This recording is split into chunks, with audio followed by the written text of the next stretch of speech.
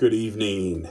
Today it is April 5th, 2026.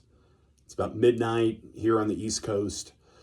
So here we are talking about Jesus of Nazareth today on Easter Sunday. I'm a pastor in Cleveland.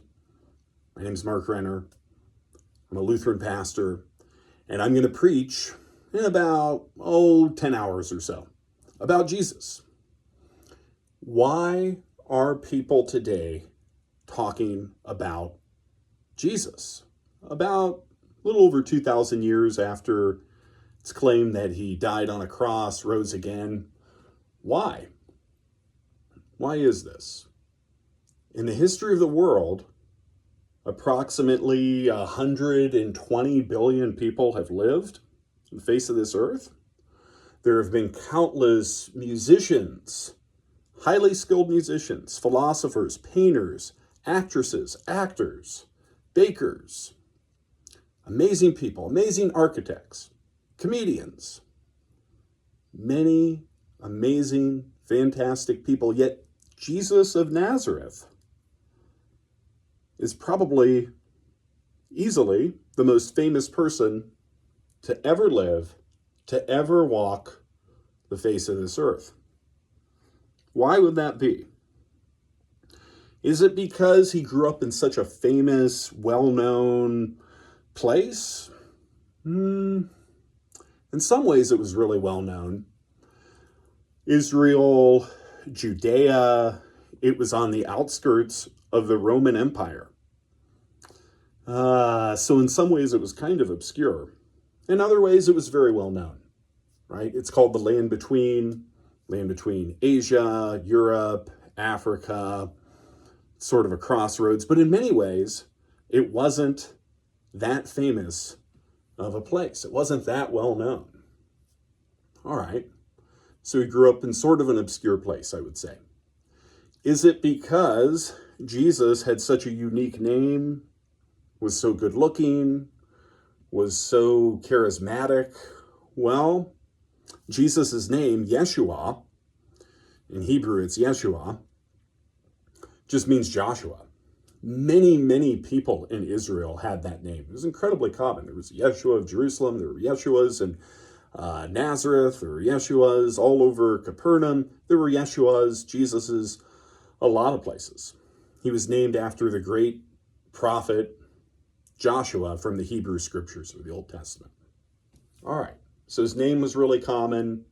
He was from sort of an obscure place, maybe. All right. Was it because he was so good looking, so charismatic?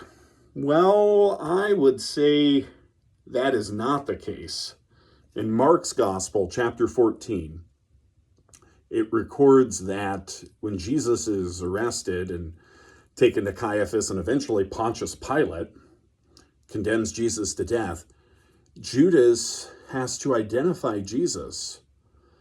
He has to make sure that people know who Jesus is. He betrays Jesus with a kiss.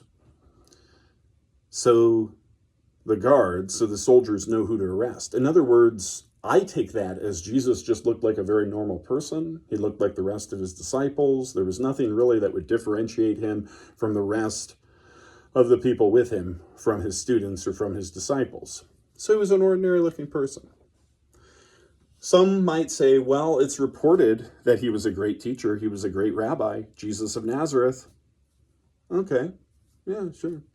There were many great rabbis in Israel at that time, well before Jesus was born, and still to this day in Israel, there are many great rabbis, great teachers, great storytellers, great spiritual insights.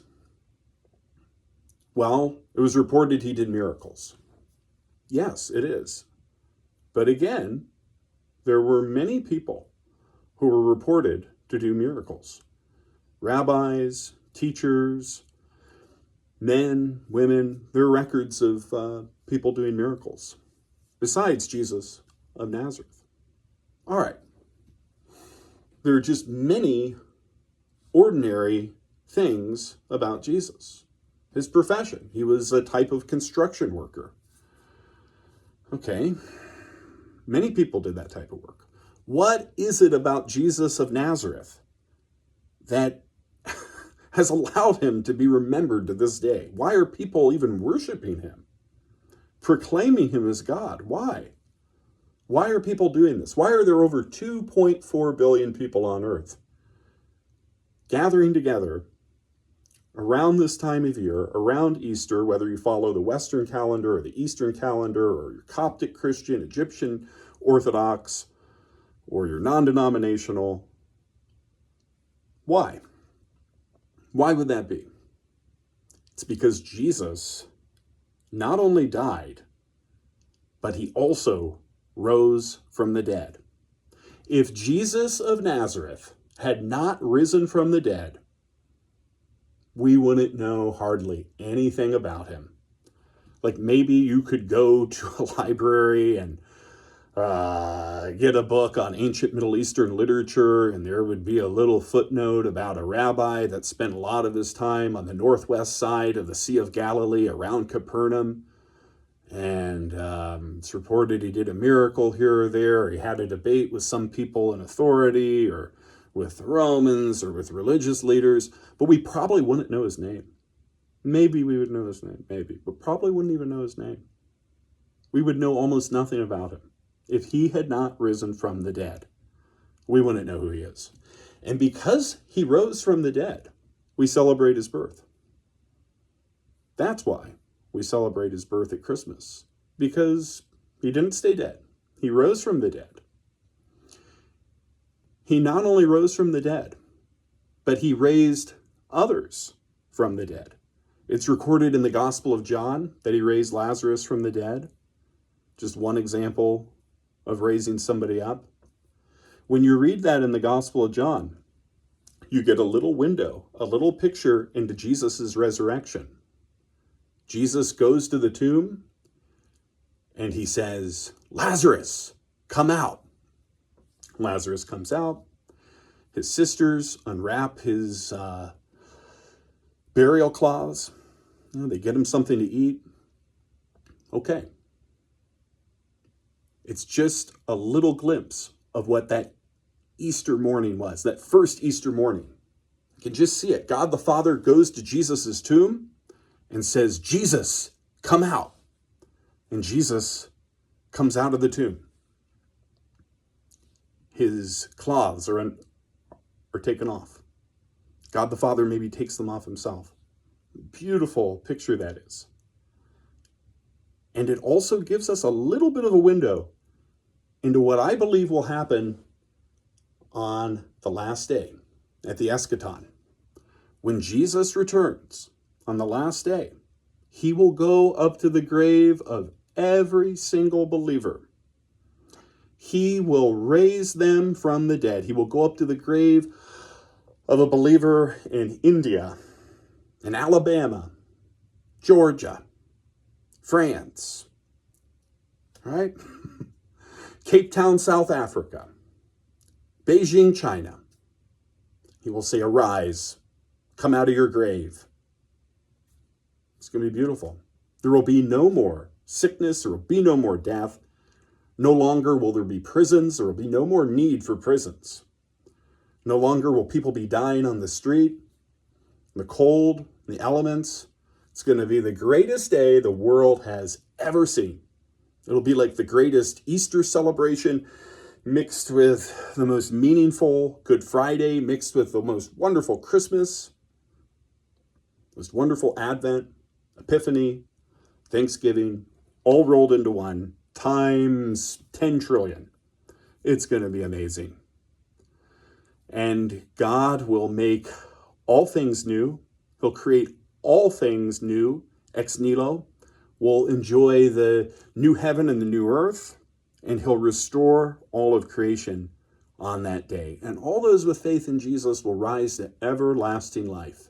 And this faith in Jesus Christ, it is 110% a free gift. Pretty amazing. So why are we talking about Jesus today on Easter morning, April 5th, 2026. Why are people all over the world gathering together and worshiping Jesus? It's because when he died, he did not stay dead. Buddha didn't do that. He had a lot of great, interesting things to say, but he didn't rise from the dead.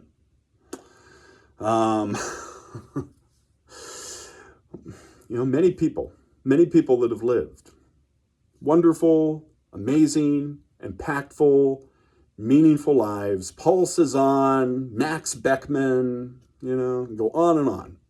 Amazing people. But when they died, they stayed dead.